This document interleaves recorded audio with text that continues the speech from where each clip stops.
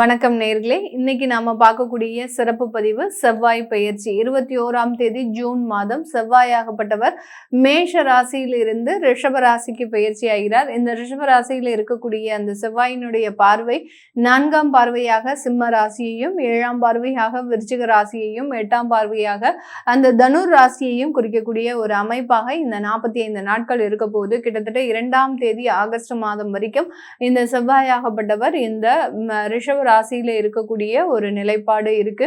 இந்த செவ்வாய் 4ஆம் பார்வையாக இந்த சிம்ம ராசியை பார்க்கும்போது அங்க கேது பகவான் அப்படின்ற அமைப்பு ஒரு கிரகங்கள் இருக்கிறதுனால அங்காரக கேது யோகம் அப்படின்றது ஒரு அமைப்பு ஏற்பட போகுது. அடுத்து இந்த மீன ராசியில இருக்கக்கூடிய அந்த சனி பகவான் ரிஷப ராசியை பார்க்கறதுனால 3ஆம் பார்வையாக அந்த ரிஷப ராசியை பார்க்கறதுனால சனி செவ்வாய் யோகம் அப்படின்றது ஏற்படக்கூடிய ஒரு நேரம். ஜோதிட ரீதியாக சனி செவ்வாய் அப்படின்றது யம யோகம் அப்படின்றது அழைக்கப்படுது.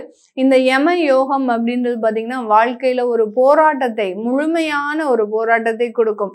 ஏதாவது ஒரு வேலை செய்யணும் அப்படின்னா நீங்க சாதாரணமாக அந்த வேலையை செய்ய முடியாது.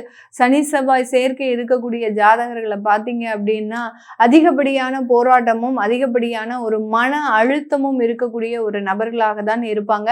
அந்த மாதிரியான கோச்சார கிரகங்கள் சேரும் போது என்னென்ன ஒரு மாற்றம் வரப்போகுது அப்படின்றத பார்த்துட்டு வந்துட்டு இருக்கோம். அதனுடைய வரிசையில இன்னைக்கு நாம பார்க்கக்கூடிய ராசி என்பர்கள் கன்னி ராசி என்பர்கள். காலபுருஷனுக்கு 6ஆம் இடத்துல இருக்கக்கூடிய ஒரு ராசி. எப்போதுமே ஒரு போராட்டம் ஜென்ரலாவே அதிகப்படியாக இருக்கும். இவர்கள் இதுக்காக இப்படி இருக்கணும் அப்படின்றதுலாம் கிடையாது. சின்ன வயசுலயே அந்த குடும்பத்தை பிரிந்து தனிநபராக வாழக்கூடிய ஒரு ராசி என்பர்கள் நம்ம கன்னி ராசி என்பர்கள். குடும்பத்தோட இவர்களை சேர விடவே விடாது. அந்த அளவுக்கு அந்த ராசி அப்படின்றது காலபுருஷனுக்கு 6ஆம் இடம் அப்படின்றதுனால அந்த மாதிரியான ஒரு போராட்டம் நிறைந்த ஒரு வாழ்க்கை. எல்லாரும் குடும்பத்தோட சேர்ந்து இருக்கிறாங்க அப்படின்னா இந்த கன்னி ராசி என்பவர்கள் எப்போதுமே குடும்பத்துல இருந்து தனிமைப்படுத்தப்பட்ட நபர்களாக தான் இருப்பாங்க. ஆனாலும் பெரிய அளவுக்கு வளர்ச்சிகள் அப்படின்றது இவர்களினுடைய வாழ்க்கையில வந்துகிட்டே இருக்கும். ஒரு தனித்துவமாக எங்கேயுமே செயல்படக்கூடிய ஒரு அமைப்பு அப்படின்றது இந்த கன்னிராசி என்பர்களுக்கு இருக்கும். இந்த கன்னிராசி என்பர்களுக்கு இவர்களினுடைய 9ஆம் இடத்துல அந்த செவ்வாயாகப்பட்டதை பயிற்சி ஆகிறார்.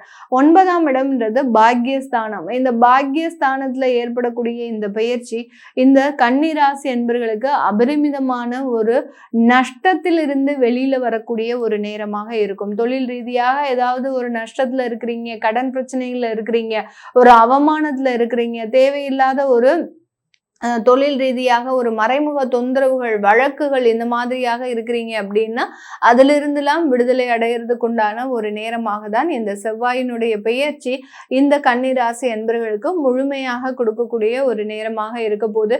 ஏன்னா இதுவரைக்கும் செவ்வாய் 8ஆம் இடத்துல இருந்துட்டு இருந்தார் இந்த கன்னிராசி என்பர்களுக்கு. இப்போ 9ஆம் இடத்திற்கு பெயர்ச்சியாகி வர்றதுனால சில வழக்குகள் ரீதியான சில பிரச்சனைகள் இருந்தும், மருத்துவம் சார்ந்த சில பிரச்சனைகள் இருந்தும் வருவதற்குண்டான ஒரு நேரம். கிட்டத்தட்ட ஒரு 3 மாத காலமாக அடிபட்டு வீட்டுல இருக்கிறேன், எந்த இடத்துக்கும் நான் வெளியில வேலைக்கு போக முடியல, எனக்கு இருந்த வருமானமும் போச்சு அப்படின்னு மனநிலை சார்ந்த சில உளைச்சல்ல இருக்கக்கூடிய இந்த கன்னிராசி என்பர்களுக்கு அதிலிருந்தெல்லாம் நிவர்த்தி அப்படின்றது முழுமையாக கிடைக்கக்கூடிய ஒரு நேரம். இப்போ நீங்க எல்லாத்துலயும் இருந்துமே ரெக்கவர் ஆக போறீங்க. மீண்டும் உங்களுடைய வருமானம் அப்படின்றது அதிகரிக்கக்கூடிய ஒரு நேரம். ஒரு நல்ல ஒரு உற்சாகமிக்க ஒரு வாழ்க்கையை அனுபவிக்கக்கூடிய ஒரு நேரமாக தான் இந்த கன்னிராசி என்பர்களுக்கு இருக்க போகுது. அடுத்து இந்த கன்னிராசி என்பர்களுக்கு இது உபஜய ஸ்தானாதிபதி, சகோதர ஸ்தானாதிபதி அப்படின்னு சொல்லக்கூடிய அந்த செவ்வாய் 9ஆம் இடத்துல இருக்கிறதுனால உடன் பிறந்தவர்கள் மூலமாக அதிகப்படியான ஒரு ஒத்துழைப்பை பெறுவதற்குண்டான ஒரு நேரம். இது நாள் வரைக்கும் இந்த உடன் பிறந்தவர்கள்னால பெரிய அளவுக்கு எனக்கு ஒன்றும் நன்மை இல்லை, அவன் வேலையை பார்த்துட்டு இருக்கிறான், ஏதாவது ஒரு பெரிய போய் ஹெல்ப் கேட்டா கூட எங்களுக்குன்னு எதுவும் உதவி செய்யறது இல்லை, ஆனா அவன் நல்லா வாழ்ந்துட்டு இருக்கிறாங்க, அவங்க எல்லாம் அண்ணன் தம்பி தங்கை அக்கா இந்த மாதிரியாகலாம் நல்லா வாழ்ந்துட்டு இருக்கிறாங்க, எனக்கு ஒரு உதவி வேணும் அப்படின்னு கேட்கும்போது யாருமே அதை பெரிய அளவுக்கு கண்டுக்க மாட்டேங்கிறாங்க அப்படின்னு அந்த உடன் பிறந்தவர்கள் மூலமாக ஏதாவது ஒரு கருத்து வேறுபாடுகள் இருந்தது அப்படின்னா அதெல்லாமே நிவர்த்தி ஆகக்கூடிய ஒரு நேரமாக தான் இந்த 45 நாட்கள் இருக்க போது. இந்த கன்னிராசி என்பர்கள் எப்போதுமே பார்த்தீங்கன்னா யார்கிட்டையும் கோபமாக எந்த ஒரு விஷயத்தையுமே கம்யூனிகேட் பண்ண மாட்டாங்க. இவர்களுக்கு இருக்கக்கூடிய ஒரு மிகப்பெரிய ஒரு பாசிட்டிவே பார்த்தீங்கன்னா எல்லாரையும் அரவணைச்சு செல்லணும் அப்படின்ற மாதிரியான ஒரு எண்ணத்துல தான் இருப்பாங்க. ஏன்னா சின்ன வயசுல இருந்தே தனிமையில வாழ்ந்தவங்க இந்த கன்னிராசி என்பர்கள். இப்படிப்பட்ட இந்த கன்னிராசி என்பர்களுக்கு ஒரு குடும்பம், ஒரு உறவு அப்படின்ற மாதிரியான சில நிலைகள் வரும்போது அவர்களை அனுசரித்து அவர்களுக்கு உண்டான சூழ்நிலைகளை பொறுத்து போகக்கூடிய ஒரு சூழ்நிலை தான் இருக்கும். அந்த மாதிரியாக இருக்கக்கூடிய இந்த கன்னிராசி என்பர்களை குடும்ப உறவுகள் மிக எளிதாக ஏமாற்றிடுவாங்க. மிக பெரிய அளவுக்கு அந்த ஏமாற்றம் அப்படின்றது கண்டிப்பாக இருக்கும் இந்த கன்னிராசி என்பர்களுக்கு.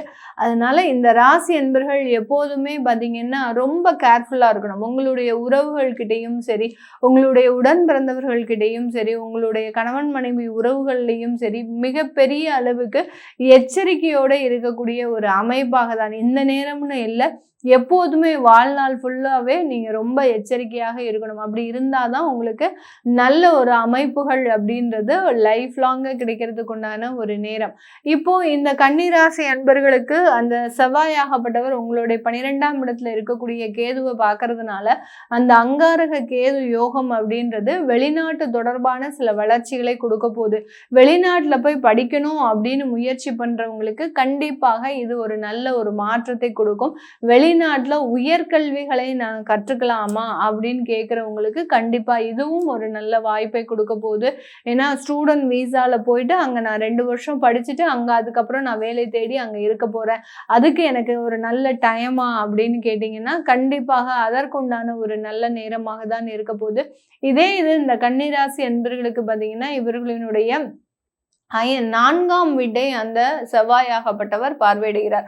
4ஆம் இடம் அப்படின்றது பார்த்தீங்கன்னா சுகஸ்தானம். அதனால சொத்துக்கள் வாங்குறதுக்குண்டான ஒரு அமைப்பை இந்த கன்னிராசி என்பர்கள் பெற போறாங்க. உங்களுக்குன்னு ஒரு ப்ராப்பர்ட்டி, உங்களுக்குன்னு சில இன்வெஸ்ட்மெண்ட்ஸ், உங்களுக்குன்னு சில ஒரு சொசைட்டில நல்ல ஒரு ஸ்டேட்டஸோட வாழ்வதற்குண்டான சில முயற்சிகள், இது எல்லாத்தையுமே எடுக்கக்கூடிய ஒரு நேரமாக தான் இருக்க போது. உங்களுடைய குடும்ப வாழ்க்கை நல்ல சீரும் சிறப்புமாக, அதாவது நல்ல ஒரு செல்வ செழிப்போட இருக்கக்கூடிய ஒரு நேரமா. கடந்த காலத்துல எல்லாம் இருந்த பிரச்சனைகள்லாம் நீங்க நினைச்சு கூட பார்க்க வேண்டாம். அந்த அளவுக்கு உங்களுடைய வாழ்க்கை முறை அப்படின்றது டோட்டலா சேஞ்ச் ஆகிறதுக்கு உண்டான ஒரு நேரமாக தான் இந்த 45 நாட்கள் இருக்க போது. இந்த இடத்துல பாத்தீங்கன்னா இந்த கன்னிராசி என்பவர்களுக்கு வரன் அமையக்கூடிய சில விஷயங்கள் நல்லாவே இருக்கு. ஏன்னா உங்களுடைய 11ஆம் இடத்துலயும் அந்த குரு பகவான் இருக்கிறதுனால 2வது திருமணம், முதல் திருமணம், இந்த மாதிரியான விஷயங்கள் நல்ல ஒரு மாற்றத்தை கொடுக்கும். ஆனால் அந்த காதல் திருமணத்துல மாத்திரம் கொஞ்சம் கசப்பான ஒரு அனுபவங்களை கொடுக்கும். நீங்க பெற்றோர்களின் சம்மதத்தோடு சில விஷயங்களை நீங்க முன்னெடுக்கணும் அப்படின்னு நினைக்கிறீங்க அப்படின்னா அதற்கு பொறுமையாக காத்திருந்து சில விஷயங்களை நீங்க முயற்சி செய்தாதான் அதனுடைய விஷயங்கள் உங்களுக்கு திருமணமாக மாறுவதற்குண்டான ஒரு நேரமாக இந்த கன்னிராசி என்பர்களுக்கு இருக்க போகுது. இப்ப நம்ம சொன்ன விஷயங்கள் எல்லாமே கோச்சார நிலவரப்படி பலன்களை இந்த கன்னிராசி என்பர்களுக்கு சொல்லி இருக்கிறோம். இது போக உங்களுடைய லைஃப்ல பார்த்தீங்கன்னா நிறைய பேருக்கு தொழில் செய்யணும் அப்படின்ற ஒரு ஆர்வம் இருக்கும். ஏன்னா எத்தனை நாள் தான் நம்ம அடிமை தொழிலே பண்ண முடியும். அதுலேயும் அந்த கன்னிராசி என்பவர்களுக்கு அதிகப்படியான டேலண்ட் இருக்கும். இவங்க கூட வேலை பார்க்குறவங்க எல்லாருமே பார்த்தீங்கன்னா அடிமுட்டாள்களாக இருப்பாங்க. ஆனால் இவர்களுக்கு உயரதிகாரிகளாக தான் இருப்பாங்க. இவங்க சொல்லி சொல்லி தான் அவர்கள் மிகப்பெரிய ஒரு உயர்ந்த பதவியே அடைந்திருப்பாங்க.